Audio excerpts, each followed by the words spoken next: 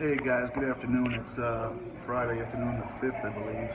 Yes, definitely the 5th. And this will be my midday, maybe even evening.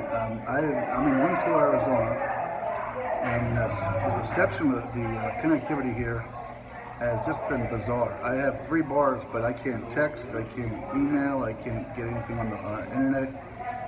So I'm in a place right now, there's a car show outside. I don't know if you all can see that. And I'm going to head out and take a look at in a few minutes. It's been pretty emotional for me today, only because I know I kind of miss my kids a whole lot, and my son loves his old car, so I kind of wish he was here with me right now. I don't know if you hear me real well. Sorry for putting that so close. So if you don't hear from me tonight for a night video, that's why. But there were a couple of takeaways from today I wanted to share with you.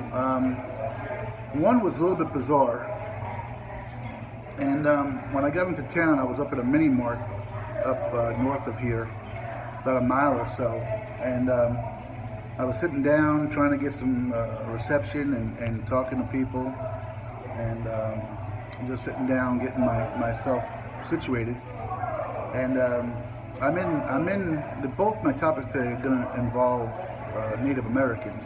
I'm in a part of the land, part of our country, which is heavily populated by different tribes, Navajo, Hopi, if I'm saying that properly, Hopi, I believe it is. Anyway, it was a strange thing because downtown where I am now in Winslow, Route 40, which is not Old 66, Old 66 runs right through here, but Route 40 is the highway where this mini mart was off of. And beyond that is a bunch of basic vacant desert. It's fenced off a vacant desert, but a gentleman came up to me, clearly in a bad situation. Sometimes people tell you things, and I don't know if they want to tell you something so they believe it or what, but he clearly wasn't in a good place. And it was very bizarre. We were talking, and I didn't have a lot to offer him, but he asked me for one of my shirts.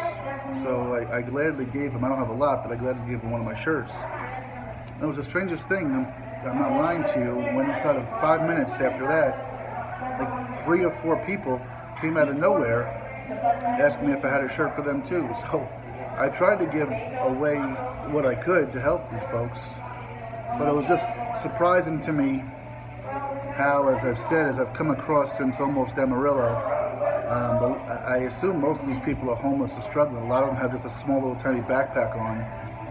But a lot of times I see them, but the mini marts, again, just the same way I'm homeless essentially and walking across the country, seem to congregate at these places. And it was almost alarming to me today that, I think 4 people inside of it, he got me, and then like 3 other people came within 5 minutes asking me for a shirt as well. And I'm not making a statement or anything, it's just an observation, but in a way it's kind of sad. And yet I see this one particular mini mart was as busy as any I've seen. I guess it's just because of where it sits on the highway.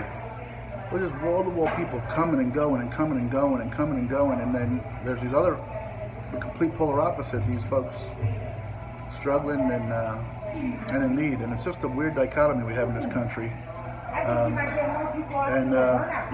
It just is really kind of crazy. So anyway, that was one observation. And another observation I had is I came down to the car show. Again, there's people, and my story is about people. I'm going to go out and take some pictures and hopefully talk to some folks. But I came in this restaurant to get some Wi-Fi and be able to talk to my kids and research today, tomorrow, my game plan, which, by the way, is I'll be getting up to Flagstaff by Sunday. It's about 2 days away, about 58 miles away.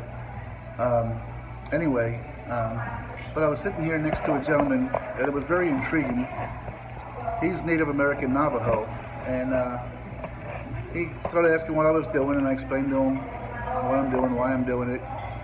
And he brought something up that I thought was fairly poignant, and he complimented his parents for raising him a certain way. But we've got people in our country, we've talked about it in the past, about folks that are kneeling for injustice and social injustice. And he's like, if there's anybody in the world that deserves to be bitter, it's the American Indian, the Native Americans. That, if anybody's had their stuff taken from them, relegated to reservations, kind of had, hey, stay on here and we'll give you money. it was him. Not him. It's Native Americans, but he just shared a different perspective. And essentially his point was, what are you kneeling for? And if you don't like it, if you're that unhappy, get out. Native Americans have more reason than anybody to gripe, but most of them, because of their upbringing, appreciate everybody's culture and lifestyle, and it's kind of taught by the elders, and he was sharing that with me. And I just found it fascinating. Again, I can honestly say maybe in my lifetime I met 2 or 3 Native Americans. I'm 51 years old now. Before this journey I was 50. Maybe 3 that were, a lot of people say, well, I got a part American Indian. I don't mean that. I mean people that are predominantly Native American. But this trip, I've walked through territory reservations that are, I've met towns and cities where it's the majority, not the minority. And the people have been so polite and welcoming, and just like every other race and demographic, they've got struggles, and they've got success. But it just struck me as odd as you sit here and talk to this gentleman again. He's like, if anybody has a right to have a gripe and a beef, it's Native Americans, but you don't hear us kind of doing and making a big stink about it, and that's not the right terminology I want to use, but that's kind of the point. So that was an interesting take for me just to absorb, to be able to share with my kids and my family when I return. And I'm glad we met, and I'm glad we talked. But like I said, it's a whole different way of life out here in the Southwest. It really, really is. I have what I call this kind of East Coast bias, having lived there my whole life, and it's very popular. It's very hustle and bustle. It's very, very. It's just very, quick and fast, and I don't want to say self-absorbed, but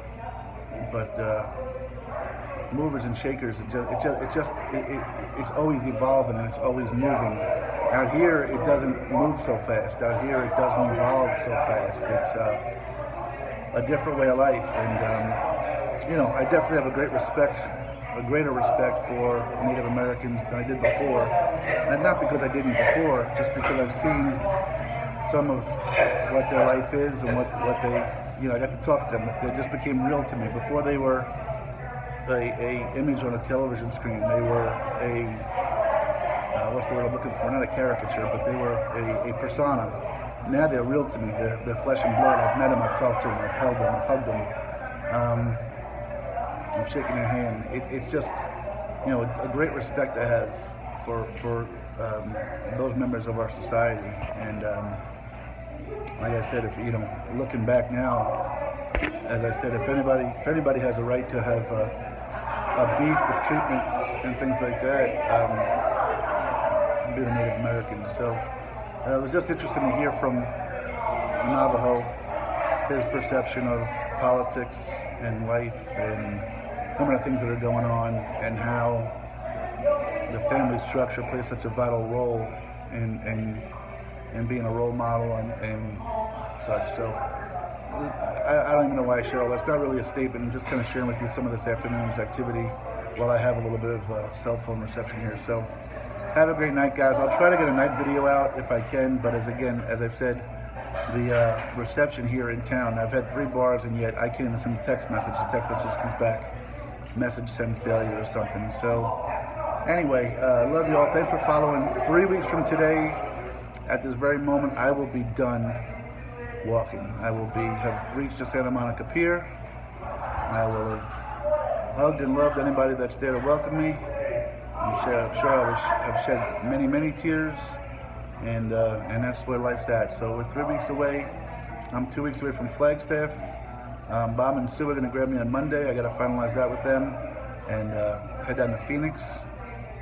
From there, I'll be meeting with Susan at some point during the week and going back up to Flagstaff and taking some view of the Grand Canyon for you guys. I hope I have some reception there. And then heading back out. So I appreciate everything you guys have done for following. There's a lot of big plans ahead. I hope you guys are on board with it. I hope you want to be a part of it. I'm going to lean on you guys to welcome me into your towns and your homes sometimes, to share the stories and to share the book and to share our future plans. And I'd love to think that most of you will be on board with that. And And that's where we're at. So I love you guys. It's Friday. Happy Friday to you all. It's already happy hour, 6, 7 o'clock back home on the East Coast. Have a great day, great night.